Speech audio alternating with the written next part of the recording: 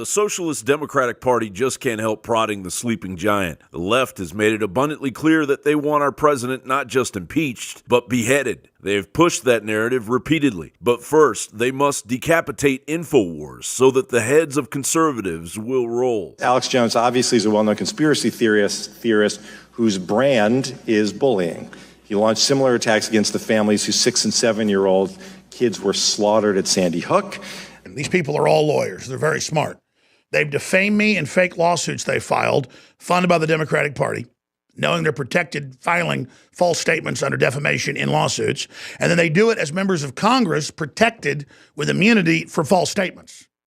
The Slate article references a study by Jonathan Albright, director of the Tao Center for Digital Journalism at Columbia, who found 9,000 videos on YouTube with titles that are, and I quote, a mixture of shocking, vile, and promotional themes that include rape game jokes, shock reality, social experiments, celebrity pedophilia, false flag rants, and terror-related conspiracy theories dating back to the Oklahoma City attacks in 1995. You mix terror-related conspiracies in with false flags when Gulf of Tonkin and all these other things are declassified to be staged. Anybody has a right to question that when it's a history of it. Doesn't mean we always think it's fake. We have to look at it.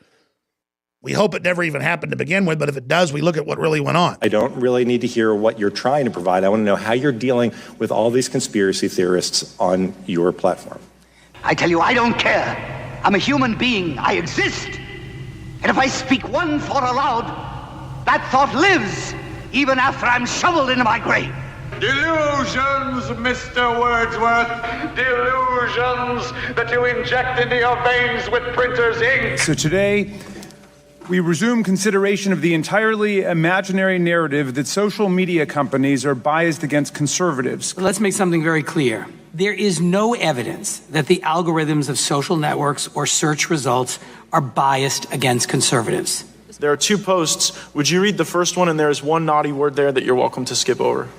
Congressman, this is a post, Milkshakes Against the Republican Party. It has a picture and it says parents in the waiting area for today's school shooting in Florida. And then it says, you remember the shooting at the Republican baseball game. One of those should happen every week until those NRA, and then there are unpleasant words. And then I'm not sure if this is another post beneath it or not. Yeah, that's a second post. Will you read that? That has no naughty words. It says, dear crazed shooters, the GOP has frequent baseball practice. You really want to be remembered. That's how you do it. Signed, Americans tired of our politicians bathing in the blood of the innocent for a few $1 million from the terrorist organization NRA. Do these posts violate your terms of service? Any call for violence violates our terms of service. So why is Milkshakes Against the Republican Party still a live page on your platform? I can't speak. I haven't reviewed this page. I can't speak to why any page is up or not up, but we can certainly follow up with it. So a member of my staff provided these comments to Facebook, and we said, based on our reading of your terms of service, and frankly, based on your testimony today, where you say we are committed to removing content that encourages real-world harm, based on that, this would be a facial violation. But I received back what I've provided to you, and the highlighted portion of Facebook's message back to my staff includes, it doesn't go against one of our specific community standards. So do you see the tension between your public testimony today, your terms of service, and then your conduct when you're presented with violent calls to shoot people who are members of my party at baseball practice? Now in the wake of, heaven forbid, the inevitable meeting of a sitting U.S. president meeting the Russian head of state, the crying of wolf is echoing through the golden valleys of America, distracting from the totalitarian boot-stomping of censorship being paraded by the Socialist Democratic Party. A day that will live in infamy. The President of the United States openly sided with Vladimir Putin, a despot, a kleptocrat, and a tyrant who freely orders the assassination of journalists and political adversaries, as opposed to the American intelligence community, the foreign policy community, and the law enforcement community. The president, in the face of Russia's clear aggression against our political sovereignty and democracy in the 2016 election, instead apologized, which is the equivalent of America going out and apologizing to Japan after Pearl Harbor.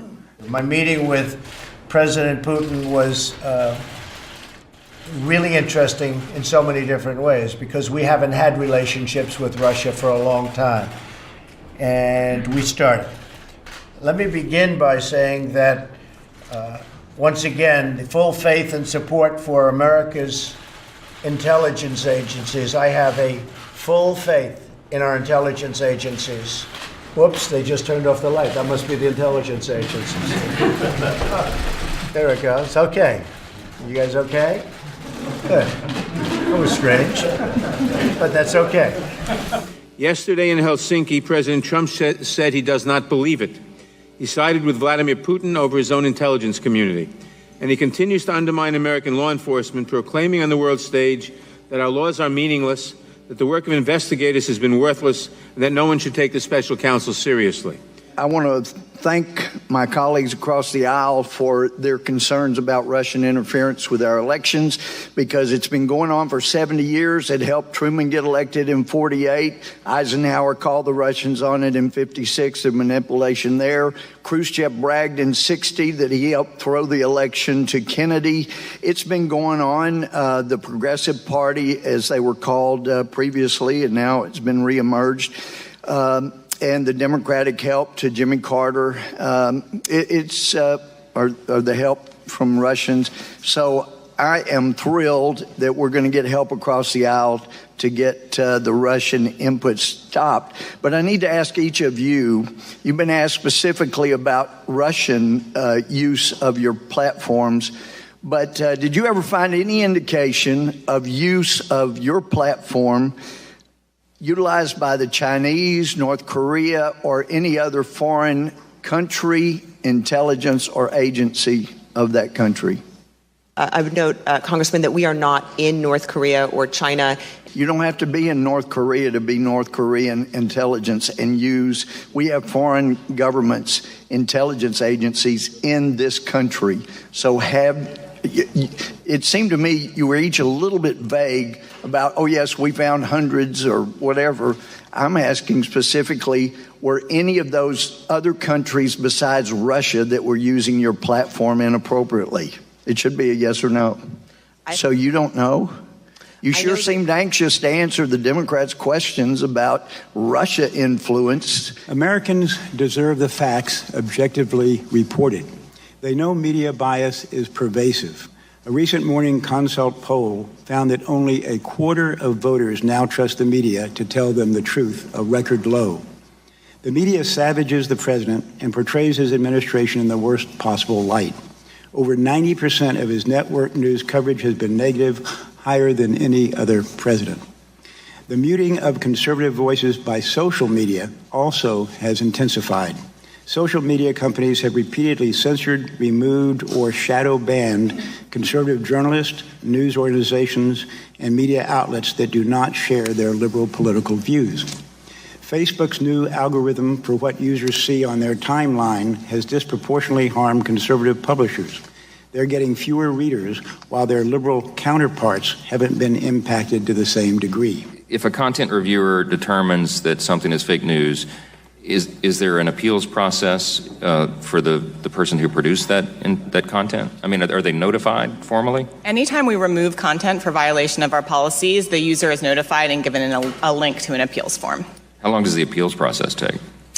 I'm not familiar with the average turnaround times, but I could get back to you with that information. Well, I wish you would. I mean, the news cycle obviously is constantly changing. So if the appeals process takes days or weeks, then it's a moot point by the end of that process. And our concern is, of course, that any organization, any company, would filter things that they may or may not, or their internal reviewers may not agree with, and then by the time the appeals process is exhausted, it's stale content anyway, and if the objective was to pull it down and take it out of the public's view, then that was accomplished just because of the time delays. I don't even know why we're having this hearing. We should be having a hearing on the President of the United States, statements he has made that show that he has this bizarre relationship to Vladimir Putin, who is not our friend. I just want to go back to some earlier statements by one of our colleagues across the aisle who listen, I believe that this is an incredibly important hearing. The potential Censorship of free speech, I think, goes to the core of our country's freedoms. The whole idea of now we are going to have corporations censor speech based upon their definition of fake news, based on their definition of hate speech, is opening up a Pandora's box. You have no strength at all. You have nothing but spindly limbs and a dream, and the state has no use for your kind. Every one of your rights has been compromised by a totalitarian state grown to adulthood under your very nose. But the First Amendment is still holding its ground under a hail of globalist arrows, but it can't withstand the assault forever. We are reaching the critical moment. Stand up, America, and reclaim your rights. John Bound reporting for Infowars.com.